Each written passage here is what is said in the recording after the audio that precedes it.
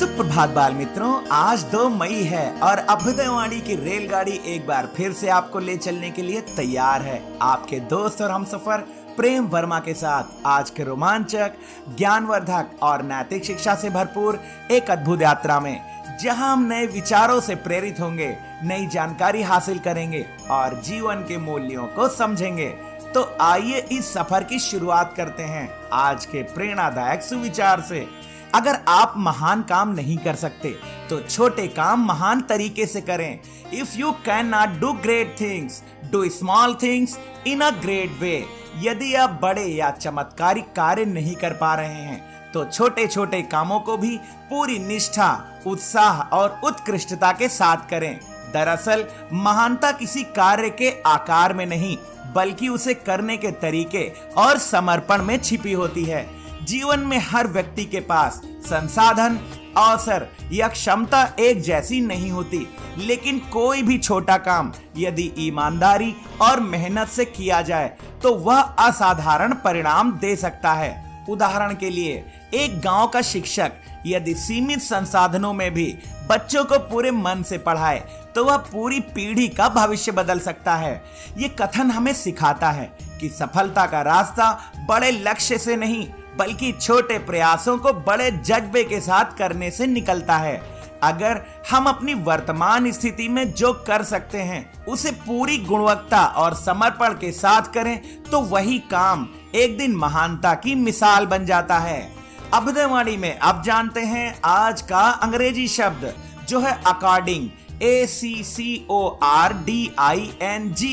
According का अर्थ होता है अनुसार या अनुरूप।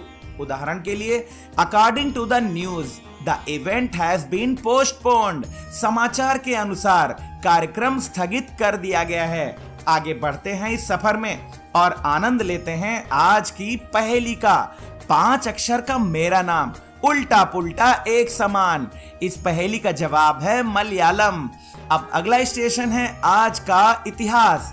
इतिहास हमें अतीत से सीखने और वर्तमान को बेहतर बनाने का मौका देता है। आइए इतिहास के पन्नों में आज 2 मई की कुछ प्रमुख घटनाओं पर नजर डालें। 2 मई सन 1519 को इटली के महान चित्रकार, वैज्ञानिक और पुनर्जागरण काल के प्रतिभाशाली व्यक्तित्व लियोनार्डो दा विंची का 67 वर्ष की आयु में निधन हुआ। उन्हें मोनालिसा और द लास्ट सपर जैसी कालजयी कृतियों के लिए याद किया जाता है। 2 मई सन 1921 को भारतीय सिनेमा के विश्वविख्यात निर्देशक, पद्म भूषण, पद्म विभूषण, भारत रत्न और ऑस्कर विजेता सत्यजीत रे का जन्म कलकत्ता, अब कोलकाता में हुआ। उनकी फिल्में जैसे पाथेर पंचाली ने विश्व सिनेमा में भारत की पहचान बनाई। 2 मई सन 1949 को पंजाब हाईकोर्ट में नाथूराम गोडसे और अन्य आरोपियों पर महात्मा गांधी की हत्या, 30 जनवरी 1948 के मामले में मुकदमा शुरू हुआ। गोडसे को 15 नवंबर 1949 को फांसी की सजा सुनाई गई। 2 मई 1952 को ब्रिटिश एयरलाइन BOAC ने डी हैविलैंड कॉमेट जेट विमान से लंदन से जोहानसबर्ग, दक्षिण अफ्रीका के बीच पहली वाणिज्यिक उड़ान भरी।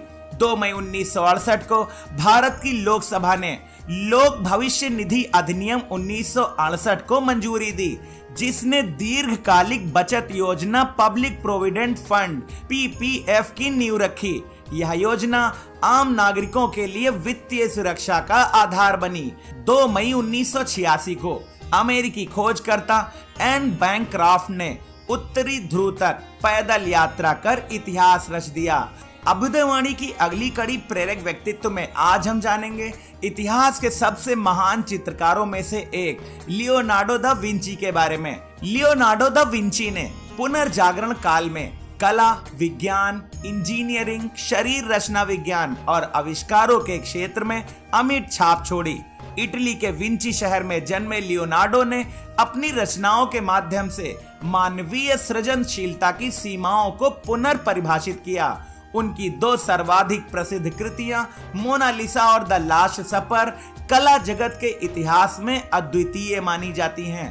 मोनालिसा की रहस्यमयी मुस्कान और द लास्ट सपर में भावनाओं का जीवंत चित्रण उनकी अद्वितीय तकनीकी स्फुमातो यानी धुंधली परतों द्वारा कोमल संक्रमण का परिणाम था, जिसने यथार्थवादी चित्रण को नए आयाम दिए। लेकिन लियोनार्दो सिर्फ एक चित्रकार नहीं थे।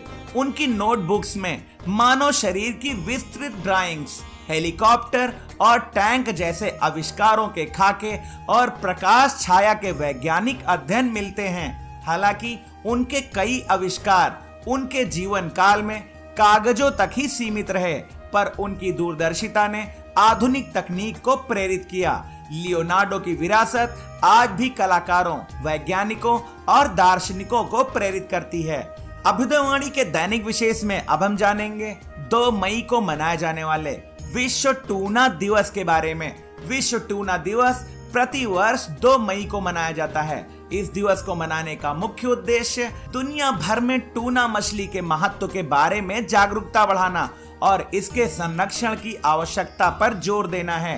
टूना मछली अटलांटिक, प्रशांत और हिंद महासागर सहित विश्व के कई महासागरों में पाई जाने वाली एक महत्वपूर्ण समुद्री प्रजाति है।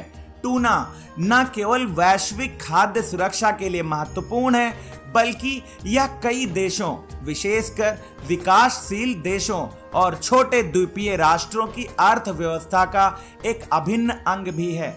लाखों लोग पोषण और आजीविका के लिए टूना पर निर्भर हैं। संयुक्त राष्ट्र महासभा ने दिसंबर 2016 में एक प्रस्ताव पारित करके 2 मई को विश्व टूना दिवस के रूप में स्थापित किया, ताकि टूना संसाधनों के संरक्षण और स्थायी प्रबंधन के महत्व को रेखांकित किया जा सके। यह दिन सरकारों, वैज्ञानिकों, मछुआरों और उपभोक्ताओं को मिलकर काम करने का अवसर देता है, ताकि यह सुनिश्चित हो सके कि भविष्य की पीढ़ियां भी इस मूल्यवान समुद्री संसाधन का लाभ उठा सकें। अभ्युदयवाणी के अंतिम पड़ाव पर अब सुनते हैं आज की प्रेरणादायक बाल कहानी, जिसका शीर्षक है बैल और गधा। एक बार की बात है, 2 विद्वान विद्याधर और ज्ञानेश्वर लंबी यात्रा के बाद एक गांव के गृहस्थ के घर विश्राम करने पहुंचे। गृहस्थ ने उनका आदर पूर्वक स्वागत किया और भोजन की तैयारी में जुट गया। जब विद्याधर स्नान करने चले गए तो गृहस्थ ने जिज्ञासावश ज्ञानेश्वर से पूछा, आप अपने साथी विद्वान के बारे में क्या कहेंगे? ज्ञानेश्वर ने उपहास भरी मुस्कान के साथ कहा, वह तो बैल के समान जड़ बुद्धि है। किताबी ज्ञान के अलावा उसमें समझदारी नाम मात्र की भी नहीं है। कुछ देर बाद ज्ञानेश्वर स्नान के लिए गए तो गृहस्थ ने विद्याधर से भी वही प्रश्न दोहराया। विद्याधर ने तुरंत जवाब दिया, यह ज्ञानेश्वर नाम का ढोंगी है, गधे की तरह सिर्फ रटता है, विवेक शून्य है। जब दोनों भोजन की टेबल पर बैठे तो गृहस्थ ने उनके सामने 2 थालियां रखी, एक में भूसा और दूसरी में घास। वह बोला, महाराज, बैल और गधे का भोजन तैयार है, जिसे जो पसंद हो ग्रहण करे। यह सुनकर दोनों विद्वान स्तब्ध रह गए, उनके चेहरे शर्म से लाल हो गए। गृहस्थ ने समझाया, जब आप एक दूसरे को पशु कहते हैं तो मुझे आपके लिए और क्या परोसना चाहिए। विद्या तभी सार्थक है जब वह विनम्रता और संयम से जुड़ी हो। ये कहानी हमें सिखाती है कि दूसरों की पीठ पीछे बुराई करना स्वयं को ही शर्मिंदगी दिलाता है। ज्ञानी वही है जो दूसरों का सम्मान करे, न कि उन्हें नीचा दिखाए। दूसरों को कमतर बताने से हम अपनी मानवता खो देते हैं। हम दूसरों की गलतियां निकालने से पहले अपने अहंकार पर नियंत्रण रखें। हम सम्मान देंगे तभी सम्मान पाएंगे। आज की अभ्युदयवाणी का सफर बस यहीं तक था। कल सुबह फिर मिलेंगे एक नई ऊर्जा के साथ, रोमांचक, ज्ञानवर्धक और नैतिक शिक्षा से भरपूर एक रोचक सफर में। आपका दिन शुभ हो। जय हिंद, जय भारत।